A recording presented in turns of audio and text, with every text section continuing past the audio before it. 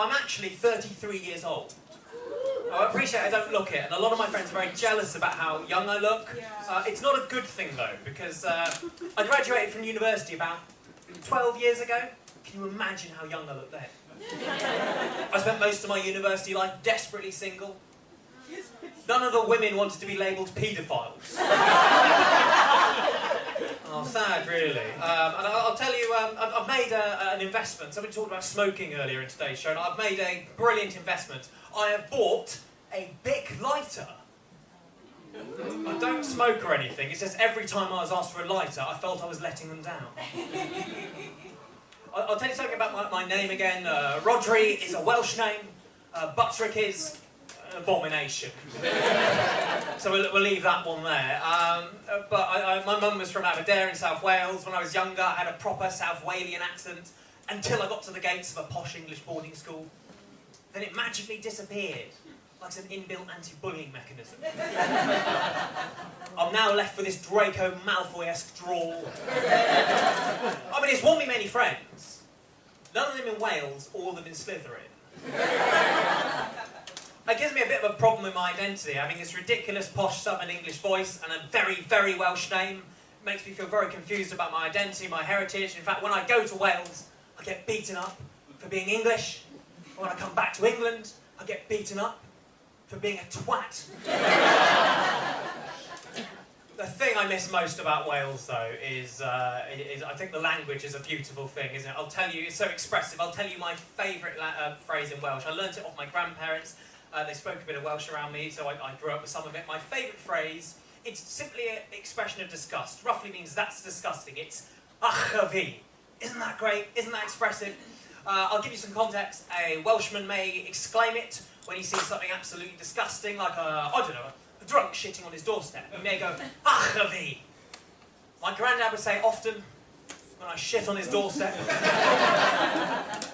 I miss my granddad so much. I absolutely loved him. He passed away a couple of years ago. He was very funny, a big inspiration to me. And in fact, he was, I could probably describe him as classically Welsh, because he was about this high and worked down a coal mine. When he died, it said in his will we were not to bury him. I guess he'd spent enough time underground. It's alright, he's actually dead. He's not going to come up and bollock me. You won't see suddenly my family fall apart in front of your eyes. No, but my granddad, so we did the only sensible thing. I suppose we could have cremated him, but instead we've had him stuffed and he's now on display in the Rhondda Heritage Museum. They put the admission fee up though, so I haven't seen it for about 3 years.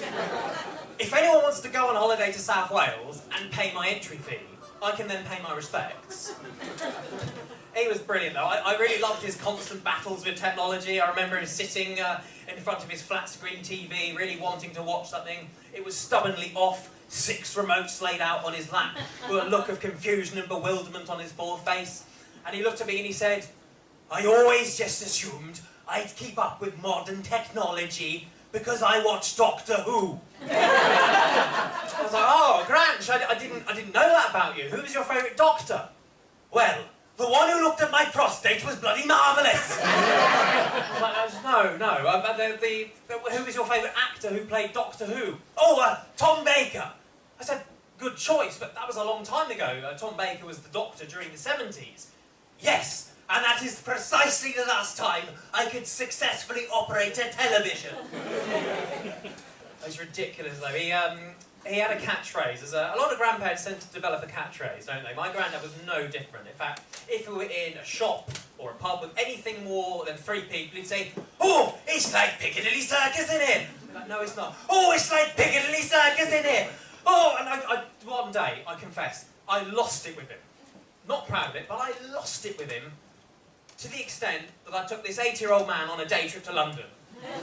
Oh, it's like Piccadilly, right, you're coming with me, Grange. So we got on the train, we got onto the London Underground system, got onto the Piccadilly line, walked up the steps at Piccadilly Circus, went in the middle of Piccadilly Circus by the big statue right around the centre where the cars go around, and there he stood, the hustle and bustle and lights of London all around him, and he said, I've never been anywhere like this in my life.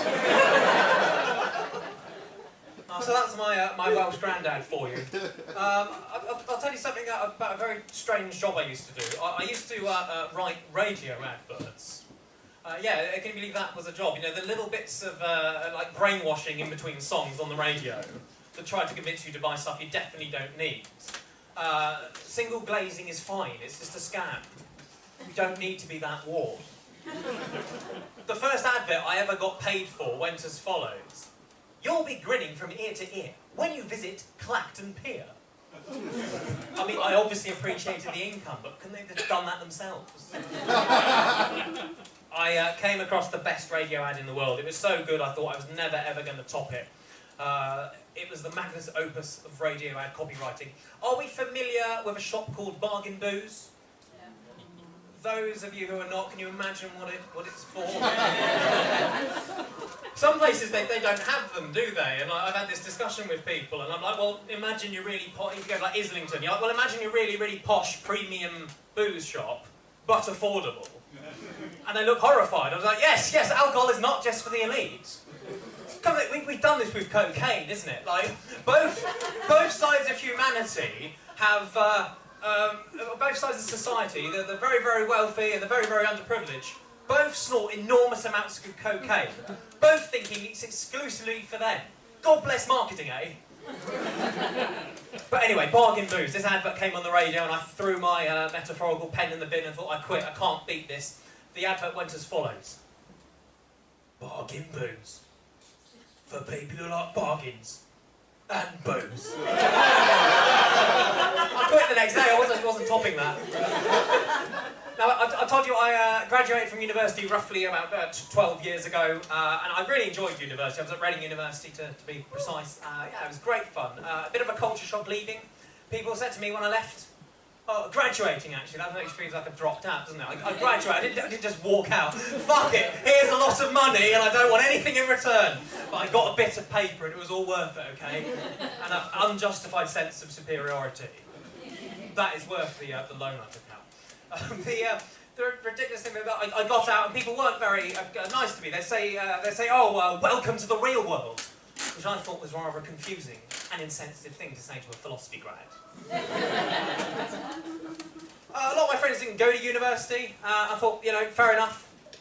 And I never thought I was better just because I went off and did a degree. Some people went straight into work. You've got to do in life whatever makes you happy. You've got to find your own path in life. But if I had £1 for every time I heard the phrase, I went to the University of Life, it's always said like that, isn't it? I went to the University of Life, mate. How do you even get to the University of Life? What are the entry requirements? An NVQ in having the shit kicked out of you in the local comp? Got 6 of those. University of Life. I went to the University of Life. If I had £1 for every time I heard the phrase, University of Life, I still couldn't pay back my student loan. I'm Rhodri Buttrick, see you, man.